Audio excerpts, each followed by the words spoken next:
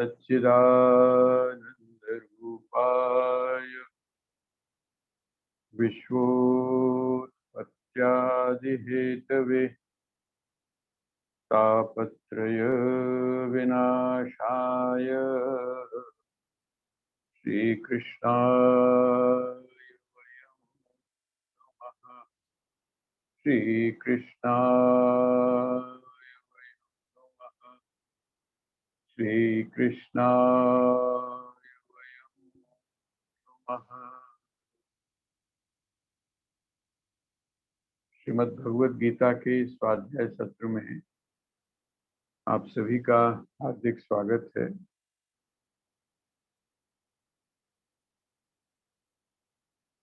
कल हम लोगों ने श्रीमद् भगवद गीता के 10वें अध्याय का जो 38वां श्लोक है, 38, श्लोक संख्या 38, 38, उसके जो ऊपर वाली जो लाइन है उसके ऊपर विचार किया था।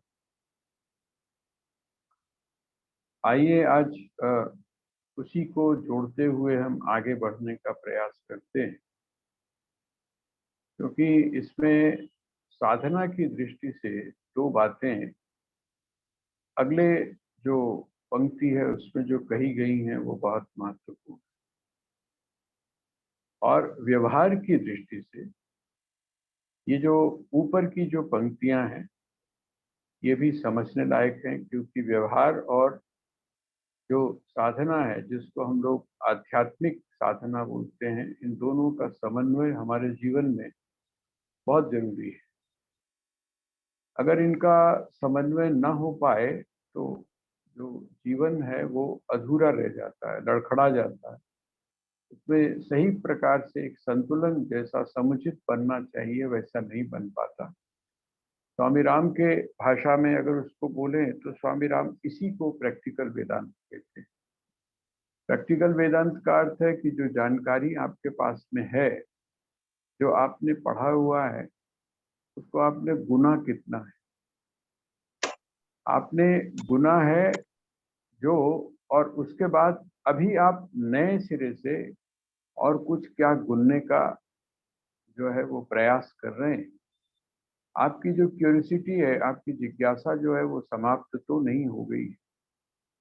तो ये जो एक संतुलन है, हमारी जिज्ञासा हमेशा बनी रहे, हमारी जानकारी हमेशा बनी रहे, और हम जो चीज जान गए हैं उसको पक्का करने के दो तरीके हैं। एक तरीका तो यह है कि आप उसको दूसरों तक पहुंचाएं।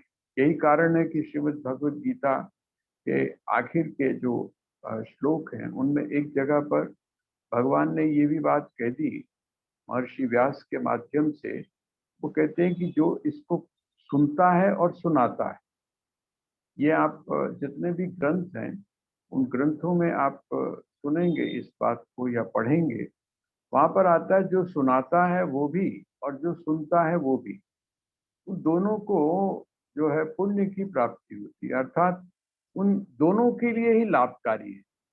सुनने के लिए वाले के लिए लाभकारी इसलिए है क्योंकि वो सुन रहा है, और सुनने से वो जानने की तरफ बढ़ने की कोशिश कर रहा है।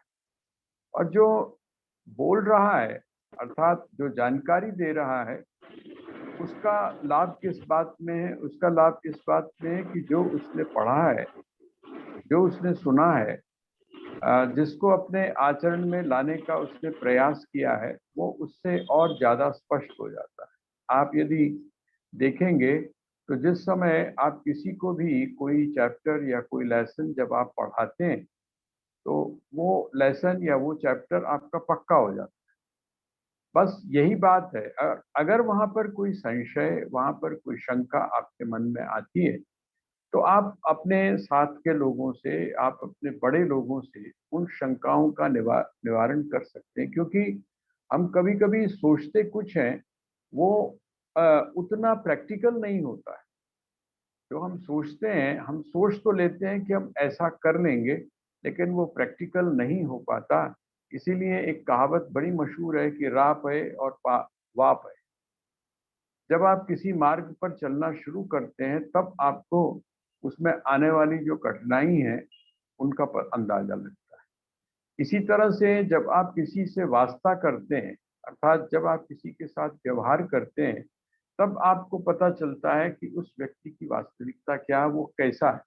दिखना और होना, इन दोनों का जो अंतर है, उसको ये श्लोक, ऊपर का जो श्लोक है, वो हमें समझने में थोड़ी सी सहायता करेगा और उसके माध्यम से हम एक परंपरा का भी ज्ञान हमको होगा। देखिए, हमारे आता है, आपने दो शब्द बहुत सुने होंगे, एक है श्रुति, एक है स्मृति। ये दो शब्द बहुत सुने होंगे। श्रुति आपने सुना होगा, श्रुति का अर्थ होता है वेद। वेद, और आप सभी जानते हैं हमारे यहाँ विकास की उस प्रकार की प्रक्रिया को नहीं स्वीकार किया जाता जैसा कि सामान्य तौर पर जो विज्ञान है या जानकारी है, जो ज्ञान के विभिन्न स्रोत हैं, उनमें स्वीकार किया जाता है। हम तो ये मानते हैं कि जिस समय सृष्टि की उत्पत्ति हुई, सृष्टि की उत्पत्ति होते समय ही जो वेद हैं, जिनको हम ज्ञान का प्रमुख स्रोत मानते हैं, और ज्ञान का हम सबसे बड़ा प्रमाण अगर किसी को मानते हैं तो किसको मानते हैं? हम वेदों को मानते हैं। तो उसकी उत्पत्ति ऐसा नहीं है कि बाद में जाकर हुई या वो बाद में आए, ऐसी बात नहीं है। ग्रंथ के रूप में तो वो हो सकता है बाद में आए, लिखे गए हों, ऋग्वेद सबसे पहले लिखा गया, लेकिन वो जो ज्ञान है, वो ज्ञान वेद के रूप में अनादिकाल से ही चला आ रहा है। इसीलिए हमने उनको क्या कहा? हमने उनको अपौरुषेय कहा। अपौरुषेय का अर्थ होता है वो पुरुष की रचना नहीं, किसी व्यक्ति विशेष की रचना नहीं। वो किसकी रचना है या किससे निकला हुआ है, तो हम उसको बोलते हैं कि परमात्मा की ही अभिव्यक्ति है। इसीलिए जो वेद है, उस वेद को हम लोग वेद के साथ में एक शब्द का और प्रयोग करते हैं, वेद भगवान। उसकी जो भगवत्ता है, उसके अंदर जो ज्ञान है, वो ज्ञान किसका है? तो कहते हैं वो ज्ञान परमात्मा का ज्ञान। और वो जो परमात्मा का ज्ञान है, वो किसी जाति विशेष के लिए नहीं है, बल्कि वो समस्त मानव मात्र के लिए, मानव मात्र के लिए नहीं है, बल्कि जो समस्त सृष्टि है, उस समस्त सृष्टि का हित उसके साथ में जुड़ा हुआ है। तो ये श्रुति हुई। इसीलिए एक उपनिषद में एक आता है कि वो ईश्वर कौन है, ईश्वर कौन है, तो उसमें बहुत सारी उसकी चीजें बताई गई, लेकिन साथ में ये भी बताया गया, यस्य ही निश्वसितम एतत् ऋग्वेद यजुर्वेद सामवेद, कि उसके द्वारा निश्वसित है। निश्वसित का मतलब अनायास, के लिए कोई प्रयास नहीं किया, बल्कि जिस तरह हम लोग श्वास लेते हैं, तो वो उसके लिए हमको किसी भी प्रकार का प्रयास नहीं करना पड़ता, सहज रूप से उसकी अभिव्यक्ति होती है। कहते हैं इसी प्रकार वह जो परमात्मा है, वह जो ईश्वर है, उस ईश्वर ने जब इस सृष्टि की रचना की, तो ज्ञान को साथ में जोड़कर, क्योंकि जो सृष्टि है वो भटक ना जाए, इसकी जो व्यवस्था बनी रहे, तो उसके लिए जो श्रुति है, उस श्रुति को आधार। श्रुति आप ऐसा समझ लीजिए कि वो एक ऐसा संविधान है जिसमें बदला नहीं जा सकता, जिसमें मूल रूप से चिंतन है, सूत्र रूप से चिंतन है। आप ऐसा कह सकते हैं कि उसमें जो शाश्वत मूल्य हैं, जो सदैव रहने वाले हैं, और जिसमें प्रत्येक का हित जुड़ा हुआ है, वो चिंतन जो है वो श्रुति के अंदर है, जिसको हम वेद कहते हैं। अब उसके बाद जैसे आप प्योर साइंस और अप्लाइड साइंस बोलते हैं ना, एक प्योर साइंस मूल रूप से जिसमें सिद्धांतों की चर्चा है, नियमों की चर्चा, एक तो वो है। और अप्लाइड साइंस का अर्थ क्या है? अप्लाइड का मतलब यह है कि उनका प्रयोग आप अपने जीवन में किस प्रकार से करें। विभिन्न जो परिस्थितियां हैं, विभिन्न जो स्थितियां हैं जो बदली हुई हैं, उन बदली हुई परिस्थितियों में उनका प्रयोग कैसे किया जाए, इसके लिए हमारे यहाँ स्मृतियां आई। जैसे आप देखेंगे मूल रूप से मनुस्मृति की चर्चा की जाती है, इसी तरह से शुक्र स्मृति की चर्चा की जाती है, याज्ञवल्क्य स्मृति की चर्चा की जाती है, बहुत सारी जो स्मृतियां हैं उनकी चर्चा की जाती है। ये स्मृतियां क्या है? ये स्मृतियां जो सामाजिक व्यवस्था है, हमारी परिवार की व्यवस्था, हमारा जो व्यक्ति है उस व्यक्ति की व्यवस्था, हमारा जो समाज है उस समाज की व्यवस्था, और उसी के साथ में एक जो बड़ी महत्वपूर्ण व्यवस्था है वो कौन सी है? राजसत्ता, अर्थात राज्य की व्यवस्था। तो ये जो ऊपर का जो श्लोक है, ये श्लोक क्या है? कहते हैं नीति रश्मि, मैं नीति हूं। किसमें? तो कहते हैं जो जिगीषिता, जो जीतना चाहते हैं, जो विजयी होना चाहते हैं। आप ये मानकर चलिए कि जो लोग सक्सेस होना चाहते हैं, है ना, कहते हैं उनमें मैं क्या हूं? नीति हूं। इनडायरेक्टली भगवान ने यहाँ पर जो संकेत दिया वो कहते हैं यदि आप अनैतिक हैं, यदि आप अनैतिक हैं, यदि आप नैतिक नहीं है। नैतिक शब्द का अर्थ क्या है? जिसने किसी नीति को अपने जीवन में स्वीकार किया है। और वो नीति का जो तात्विक अर्थ है, तात्विक अर्थ, इसका जो जिसको हम बोलते हैं व्युत्पत्ति परक अर्थ है, तो जो प्रमुख रूप से जो इसकी मेन रूट है उसी से नेता बना हुआ है। ये जो नेता शब्द है, ये नेता शब्द का अर्थ क्या है? ले जाने वाला। किसकी तरफ ले जाने वाला? तो उन्नति की तरफ, विकास की तरफ जो ले जाने वाला, जो अपने पीछे आने वाले या अपने जो अनुयायी हैं, अपने जो मानने वाले हैं, अपने जो इर्द गिर्द हैं, उन सबको कहाँ ले जाता है? तो उन्नति की तरफ ले के जाता है। विकास का जो मार्ग है, उस विकास के मार्ग को जो दिखाता है उसको क्या बोलते हैं? नेता बोलते हैं। और नीति किसको बोलते हैं? उस नियम को बोलते हैं जिनका आचरण करने के बाद में आप क्या होते हैं? जीवन में विजयी होते हैं। जो जीवन है उस जीवन की जीत और हार जो है वो किस पर है? तो कहते हैं यदि आप अपने जीवन में नैतिक नहीं, ये जिसको आप मॉरल बोलते हैं ना, मॉरल, यदि आप नैतिक नहीं है, यदि आपके जीवन में मॉरलिटी नहीं है, आपके जीवन में यदि धर्म का आचरण नहीं है, तो आप अपने जीवन के अंदर कभी भी सक्सेस नहीं हो सकते, सफल नहीं। आजकल एक प्रश्न बहुत उठता है हमारे यहाँ, और ये आजकल नहीं, ये मूल प्रश्न है। मूल प्रश्न क्या है? जो धार्मिक व्यक्ति है, जो धर्म का आचरण करने वाला व्यक्ति है, उसके मन में कभी कभी ये प्रश्न आ जाता है कि भाई क्या बात है, आप कहते तो हैं सत्यमेव जयते, अर्थात जहाँ पर सत्य है वहां की विजय होती है, लेकिन देखने में ये आया है कि जो व्यक्ति सच बोलता है, जो सत्य का आचरण करता है, ऐसा व्यक्ति को क्या माना जाता है? ऐसे व्यक्ति को क्या माना जाता है? तो कहते हैं ऐसे व्यक्ति को कहते हैं जी बड़ा कड़वा है, बड़ा कड़वा है। जो आदमी सच को सामने रख दे, सच को, सच का फेवर करे, उसको हम क्या बोल देते हैं? बड़ा कटु है, उससे लोग बचना शुरू कर देते हैं। लेकिन वास्तविकता क्या है? हमारे यहाँ जो सनातन धर्म है, उस सनातन धर्म में उन्होंने कहा कि नहीं, ये एक पक्ष है। सत्य जो है उस सत्य को कहने का एक बड़ा अच्छा श्लोक है, जो हम लोगों को जब हम लोग पढ़ते थे, बड़ी एक छोटी सी पुस्तक थी, उसका नाम था व्यवहार विज्ञान। व्यवहार विज्ञान का मतलब आप अपने साथ में या अपने जो साथी लोग हैं उनके साथ में किस प्रकार का व्यवहार करें। कई कई कभी कभी हम धर्म संकट में होते हैं, वहां पर किस प्रकार से हम निर्णय लें। तो वहां आता है सत्यम ब्रूयात प्रियम ब्रूयात मां ब्रूयात सत्यम अप्रियम प्रियम च नान्यतम ब्रूयात एष धर्म सनातन। जो मॉरलिटी है उस मॉरलिटी में टोटल जो गुण हैं उन गुणों का समन्वय चाहिए। अगर आप सिर्फ एक चीज को लेकर चलते हैं, जैसे हम लोग अक्सर इस बात की चर्चा कर चुके हैं कि चरित्र जो है, चरित्र का अर्थ क्या है? तो चरित्र सिर्फ एक एक जो उसका पक्ष है वही नहीं। वाल्मीकि रामायण में जिस समय उन्होंने पूछा, किसने? महर्षि वाल्मीकि ने किससे पूछा? तो नारद जी से पूछा कि क्या, कौन ऐसा है जिसको हम कहें कि चरित्र का जीता जागता रूप।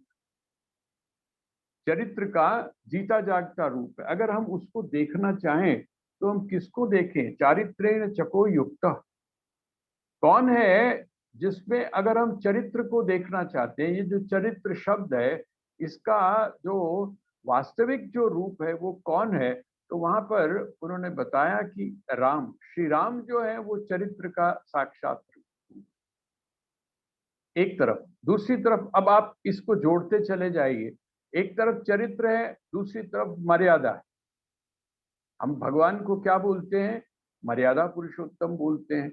और एक जगह पर बड़ा स्पष्ट रूप से और बड़े अजीब करेक्टर ने वहां पर कहा है कि रामो विग्रहवान धर्म।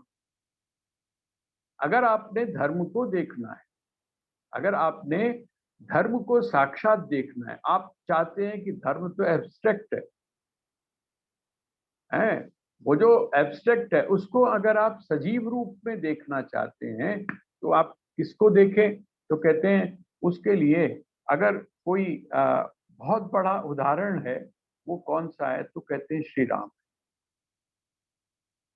इसका मतलब इसको हम अगर आपस में सारी चीजों को जोड़कर चलें तो धर्म, धर्म और उसके बाद चरित्र और ये जो मर्यादा है, ये सारी की सारी तीनों चीजें एक तरह से एक दूसरे का विकल्प है, एक दूसरे एक ही चीज के हम अलग अलग शब्दों का प्रयोग कर रहे हैं। तो कहते हैं नीति रश्मि जिगीषिता। इसका मतलब जिस व्यक्ति के जीवन में चरित्र नहीं है, ऐसा व्यक्ति कभी भी विजय प्राप्त नहीं कर सकता है, चाहे वो अध्यात्म का क्षेत्र हो और चाहे वो संसार का क्षेत्र।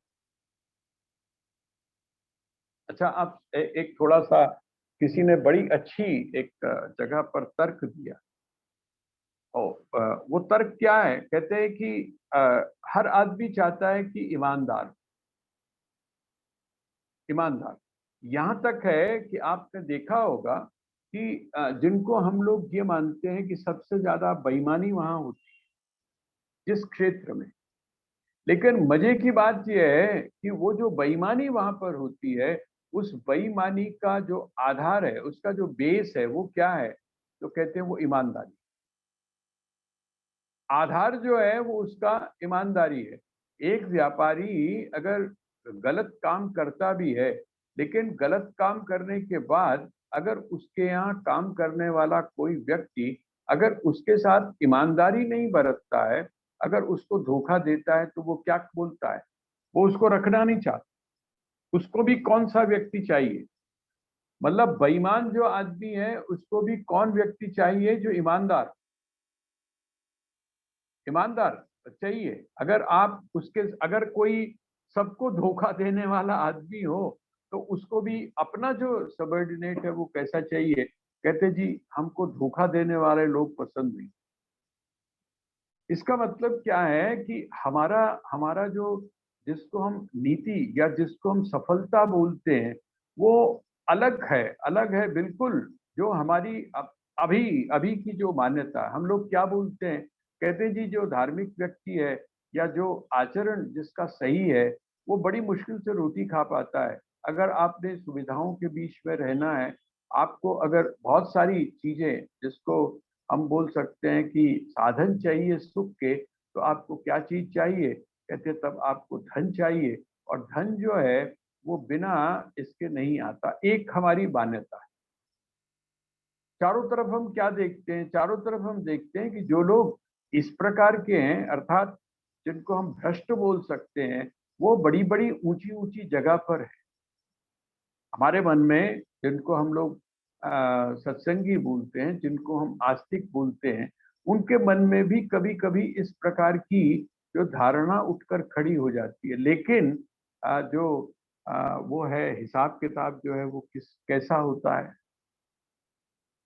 जिस समय आप हिसाब किताब लेते हैं तो प्रॉफिट और लॉस कब लेते हैं? मार्च के लास्ट में ही लेते हैं। हिसाब किताब कब है? आपको फायदा हुआ या आपको नुकसान हुआ, ये बीच का जो एक दौर है उससे नहीं लगाया जाता है। ये किस चीज से लगाया जाता है? आखिर में लगाया। आपने 8वें अध्याय को पढ़ते समय क्या देखा? उन्होंने, आपने ये वहां पर पढ़ा होगा कि आखिर के समय में आपकी मति किस प्रकार की हो। आखिर के समय में आपकी जो बुद्धि है वो कहाँ पर टिकी हुई है, आखिरी समय में आपका जो थॉट है वो कौन सा थॉट है, उसी के अनुसार आगे की सारी प्रक्रिया होगी। यही बात है, यही बात है कि हम लोगों ने जो फ़िल्म देखी है अपने जीवन की, उसके अधूरे पक्ष को देखकर हम कोई भी निर्णय ले लेते हैं और कभी-कभी तो हम वहाँ से असली जो ट्रैक है, जो सही ट्रैक होता है, उस ट्रैक से हम कभी-कभी उतर भी जाते हैं। हमारे मन में आ जाता है कि नहीं, ऐसे बात नहीं बनेगी।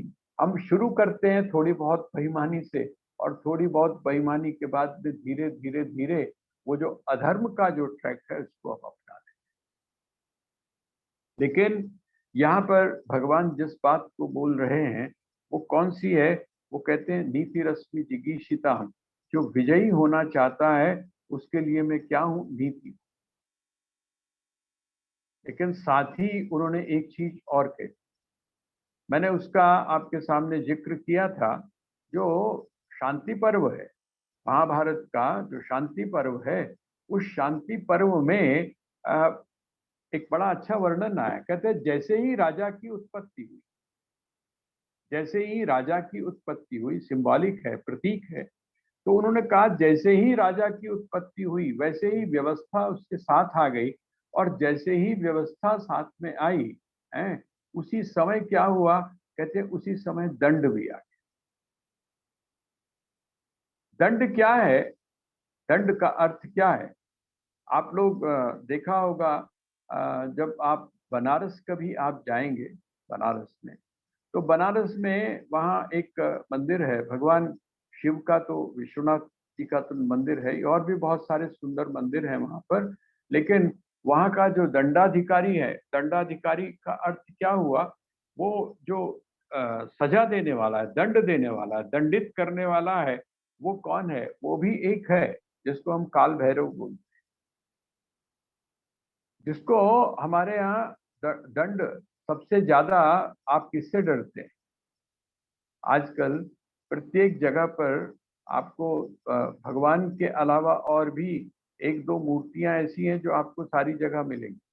वो कौन सी है? तो वो है शनि।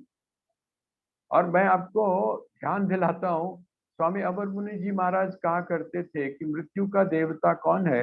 मृत्यु का देवता है यमराज। और जो आपके कर्म हैं, उन कर्मों का देवता कौन है? तो शनि। शनि जो है, शनि की जिसको आप कुदृष्टि बोलते हैं, वो कुदृष्टि नहीं है, बल्कि वो आपको जीवन के अनुभव देता है, आपको दंडित करता है। और जो दंड है, उस दंड का सबसे बड़ा